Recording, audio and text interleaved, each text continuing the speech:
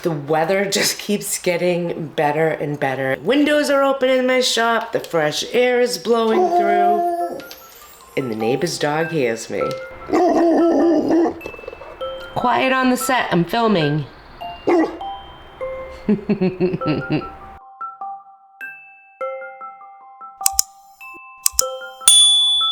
Hey guys, welcome back to my studio. So I was digging around in my inventory looking for my next project to do, and I actually forgot I had this. This is a quarter-sawn oak antique medicine cabinet. It has the locking mechanism in the side. It still has the lock. I don't believe that those shelves are original. The inside has seen better days, and there's a split down the back. It is a super heavy piece, but nobody wants it in this condition. People get so mad when you paint beautiful antiques and cover them up, but you have to understand, not everybody likes antiques. I, for one, personally don't understand that, but I can appreciate everybody having their own opinion. My home's filled with antiques. I love them, but I can't keep every piece I have, including this one. So I thought today we would do something really super fun with this piece, and I am excited to actually put it on there. This is going to go from boring and bland to incredibly custom and beautiful. It's not for everyone, but then again, when I am creating, I am not creating for the masses. When you do that, you're not producing art anymore. Your art needs to stir people up, get people talking, good or bad. That's when you're an artist. So I'm gonna transform this into something amazing. We're gonna cover a little Bondo work today, which is super easy to do, but I know a lot of people get a little nervous about it. And then we're gonna cover decoupage. But before I can do the decoupage, I've gotta figure out the placement of the decoupage and prep this piece for it. Not only does it need to be cleaned, which I'll get to in a moment, but when you are doing decoupage, it is best to have a light background. It's really gonna make the print pop off of it.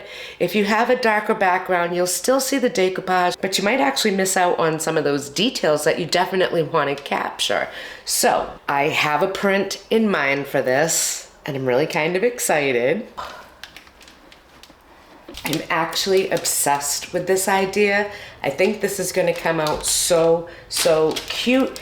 And I even think I'm gonna use that tiny glass knob that's on here to put back on there. Because when you're working with such a beautiful print as this, hardware is a crucial choice in things. You don't want to choose something that's going to take away from the print or actually hinder what you see. You want something that just kind of seamlessly blends into it and you don't really even notice it. And that's where acrylic or crystal type knobs and hardware come in super handy. So this is my plan. And now I'm gonna do it. I'm gonna clean my piece really well inside and out, and I'm gonna use this beautiful day in this gorgeously warm sun to my advantage and let it dry the cabinet out for me. This gorgeous cabinet has these amazing antique brass wall brackets on them. This entire piece potentially dates back to the 1800s. It really is a very old piece, but I have a vision for this piece, something to breathe total new life into it. And before I can do that, I just need to take these gorgeous antique brass wall hangers off. I will be cleaning them up and putting them back on. These are so cool, and I love the fact that they look like little crowns. They're so pretty and unique. I see there is some old paint on the bottom of this, and I want to make sure that there is no lead in there. Take a little test swab, get it wet. And then you just want to kind of rub it over the area for 30 seconds. Lead is purple. I'm definitely not purple. So we're good. I taped the inside of the cabinet, prepping it for the Bondo. That way when I apply the Bondo to the back and push it in, it won't go through and make a mess. It'll act like a wall. It'll actually make a smooth transition there. I thought I was recording. Apparently I wasn't. But nonetheless, I always put support behind the Bondo. You don't want to push it through. Bondo is very easy to work with, but you have to work fast because it will dry out fast once you put the two parts together. So you want to mix them up real good and quick and start applying your Bondo. I always mix up small batches just for this reason so I don't waste any as I go. Here you can see the barrier that I made using the tape, and I even used some stir sticks to give it a little bit more stability. Aside from the durability for repairs, Bondo actually cures really quick, so your downtime is at a minimum. You're not hanging around for hours and hours waiting for something to cure to a hardened state. Bondo will do that within about 10 or 15 minutes. You can start sanding your piece. Because my Bondo work is on point and smooth, I'm actually just going to start with a 120. I'm going to go over the entire piece, and then I'm going to swap to 220, go back over it one more time to make sure that my grain is really nice and smooth. After cleaning the dust off, it was time to add my primer. I am using my Sticks primer. I love my Sticks primer, and I'm going to put 2 coats on it. But you have to let it dry really good in between. If you try to rush it, you're just going to pull the first coat back off, and it's like trying to nail Jello to a wall. So frustrating. It ruins your piece. So just patience, grasshopper. Let it dry before the second coat goes on. But you want to have a perfectly solid white base when you're done. I have these great keyhole molds, so in between my dance party sessions, I found one that I thought would fit and look nice on this piece. I think it needs one over that keyhole opening, and I think I found the perfect one. So I'm going to use my Alumilite Amazing Casting Resin. I use the white variety kind. You could use the clear for this because it's going to harden flat, so it really doesn't matter. I have the white variety. It's a 50-50 mixture. I'm going to put it together and let it cure. Whenever I mix this up, if I have any left over, I always pour it out into other molds and just put them away for another day. That way I have some that are ready to go and I'm not wasting any product because this stuff is not cheap. When I was reaching for the decoupage to put it on, I actually realized I had this decoupage as well. And there is something about this little French bunny that I am now obsessed with. And I'm thinking this little French bunny belongs on this cabinet. Yeah, I'm switching gears. When I'm working with decoupage, whether it's rice paper or a fibrous decoupage, I always blend my edges out if they don't go to the edge of the project. I think it looks more professional, it looks more custom, and it's not just like, bam, it stops right here. So I want to make sure that I have the right colors and tones that I need for my new little French bunny print that I've chosen to make sure that I am going to be able to blend these edges out to the end and to the back and that everything's going to look really good. And what I don't have in paint up here, I absolutely have in acrylic paint, and I love using acrylic paint to complete the image and carry it on. My rule of thumb whenever I'm working with decoupage is to absolutely steam all of those creases and seams out of the piece. It makes it so much easier to work with a completely flat surface. You're not fighting it, trying to flatten these down as you're applying it to the piece. Steaming is the way to go, and it removes it so quick and so easy. Look at how fast it's happening and how good it looks. And just to show you the comparison of the difference it makes for steaming, take a look at the one that I steamed flat and the one that just came out of the package. Which one would you rather work with?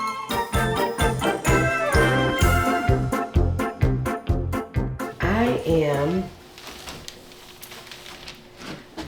going with my French little bunny here, and I absolutely love it because it really fits from top to bottom. It almost goes, look at that, it almost goes to the edges, so blending this is going to be really, really easy. Even up here, I'll be able to blend the sides to match and blend the bottoms down to match, and this little cabinet is gonna be adorable. I love it. I have had this bunny for so long, and I think it's his time to shine. So I am gonna tear the edges gently. What that does is it takes the sharp lip of a straight edge away, and it gives you more of a feathered out look that I can blend easier with paint. The print is the same, it doesn't matter which side. You can feel a difference. One side's shinier than the other. I tend to do shiny side up.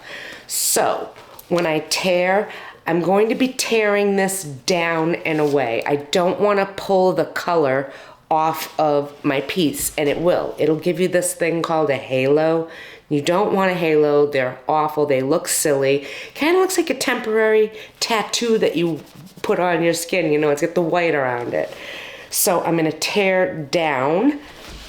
But once I have it torn down, I'm actually going to tape it up, and I'm going to tear the edges as well. The edges that are going to wrap around and feather, I'm going to tear those as well. It's just going to make it easier to blend it in. I'm not worried about the top or the bottom because this literally fits perfectly. Now this does have a little depth and divot to the door, which I'm going to have to be mindful of, but I'll show you how I'm going to do that because we're actually going to start there. After I tear the pieces, of course. Because this decoupage is a fibrous one, I find that giving myself a tiny little cut with the scissors to give myself a starting point to tear with is much easier. And as you can see, the edge is becoming beautifully feathered exactly as I want it. Because this piece fits perfectly on the front, I don't have to worry about the top or the bottom. I'm going to leave those edges straight. But the ones that wrap around the corner that don't go all the way up, I want to feather those as well. And to do that, I'm going to actually tape my piece in place so that way I know where to stop tearing on the sides. And again, using the exact same motion, tearing away from me, I'm going to rip it off just to the corners of each side, top and bottom. If you've followed me, you know that I use Elmer's glue for my decoupage, and it works exactly the same. It seals, everything lasts, works wonderful. Of course, I put a sealer on in the end, just like I would on any piece, but I don't buy any of that fancy stuff. I buy good old Elmer's glue, and I buy it in the big economy size, and it's just a value for me. You can water your glue down if you think it's too thick and sticky.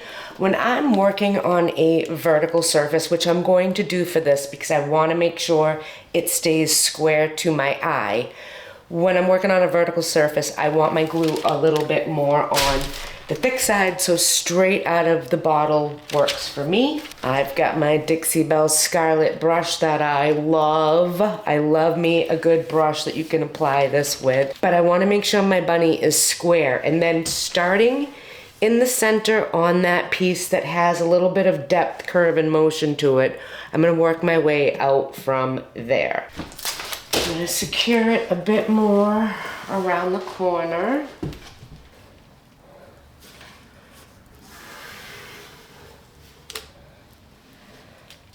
I want to make sure the top stays in place. I'm so excited. This is really going to look so cute, I think. When I'm working with decoupage, my rule of thumb is to always start from the center and work out. You also have to be aware that if you're working with areas that have curves and definition like I am on this door, the potential for a wrinkle is there. Wrinkles happen. They happen to even the best of us. I get a couple on this piece that I just can't get out, and it's all good. This is a handcrafted item. This wasn't mass produced in a machine. This was produced from my hands, and not everything is going to be perfect. Never expect perfection with art. Just expect a beautiful custom piece in the end. I'm going to apply my Elmer's glue starting in the center, and I'm going to brush it out, taking my time, wrapping as best as I can, working it as best as I can. Don't get stressed out when you're doing your decoupage, and definitely don't get stressed out if you have a wrinkle. Keep your focus on the project because in the end, you are going to have a beautiful, custom, one-of-a-kind piece. Be proud of what you do. You're an artist. I'm going to keep working my little guy on, continuing with the front, and then I will work my way around to the sides. La belle époque, oh oh. La belle époque, oh oh. La belle époque.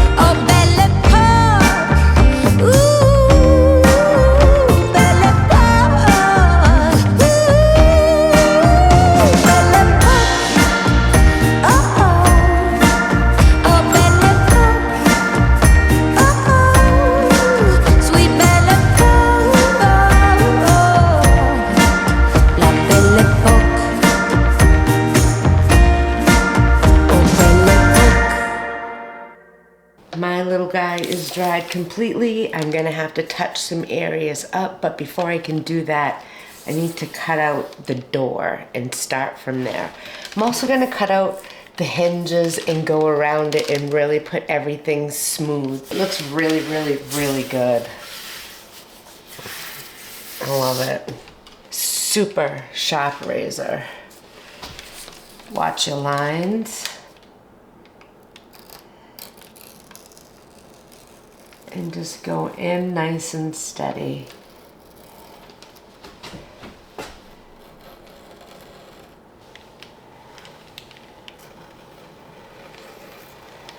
I'm gonna come in and hand paint all of this. So everything's just kind of gonna blend still. It's not gonna be a white edge with this beautiful bunny, and the inside's not even gonna be white. But when you're doing decoupage after it dried, this is the easiest way to get rid of the edge. Sandpaper.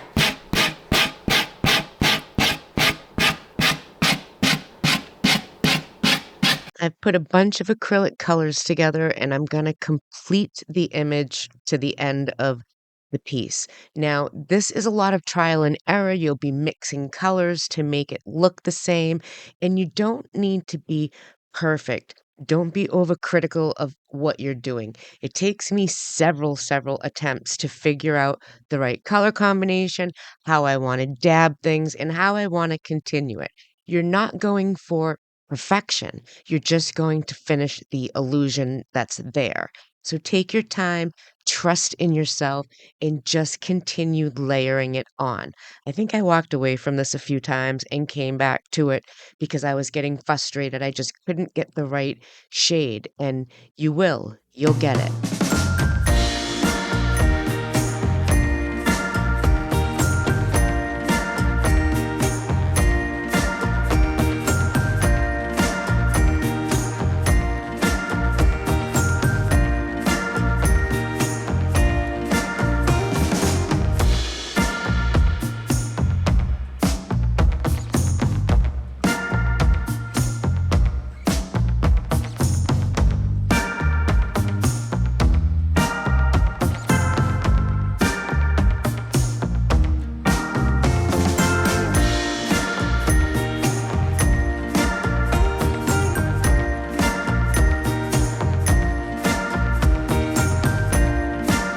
I boiled these gorgeous brass antique wall hangers in my usual water and vinegar mixture.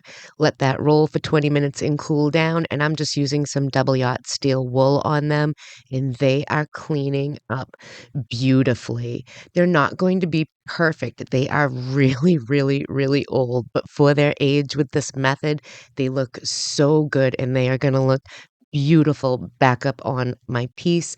This is my go-to way of cleaning up hardware. It has never, ever failed me. So easy to do, and look at the results. The only thing left to do is get the hardware back on this piece, and my gorgeous little custom French bunny cabinet is completely done, and I am obsessed with how it came out. What a transformation. This is beautiful. It is gorgeous. You have to let me know what you guys think, but I'm pretty impressed.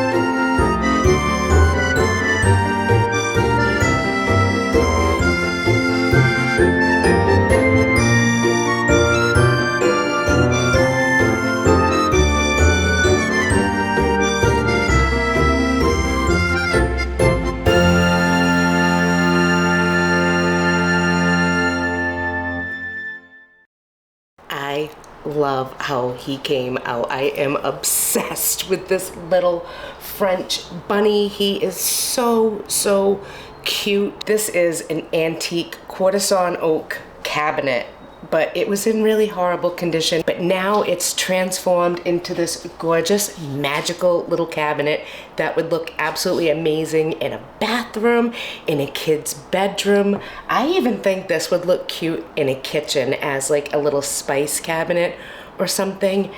But I am absolutely obsessed. You guys are gonna have to let me know, what do you think of my little Monsieur Bunny? I know there's some out there that are gonna be like, what did you do? You ruined it. Everything can be undone. It's just paint and glue and fabric, and all of these layers could come off of it again one day. I am in love with the antique brass hangers that come on this. Now it's a custom bunny cabinet that I absolutely love every detail, from the bunny himself down to the little keyhole that I made out of the resin in the molds. That's exactly what it needed. And I kept the knob that it came with. This tiny crystal knob is everything that this cabinet needed. I think it came out great. You can transform anything with decoupage, and this was a super fun project that I truly hoped you enjoyed. If you enjoy projects like this, give this video a thumbs up. Be sure to hit the subscribe button if you haven't yet, so you will never miss a video upload. And I want to thank you for hanging with me today as we transformed our antique cabinet into a gorgeous custom bunny cabinet. This has so much character and charm. I can't stand it, you guys. It is beyond, it's beyond anything I ever thought it would be. I want to keep it. I cannot keep it, but I would love to keep it. All right, guys, thanks for joining me, and I will see you next time on the flip side. Bonjour.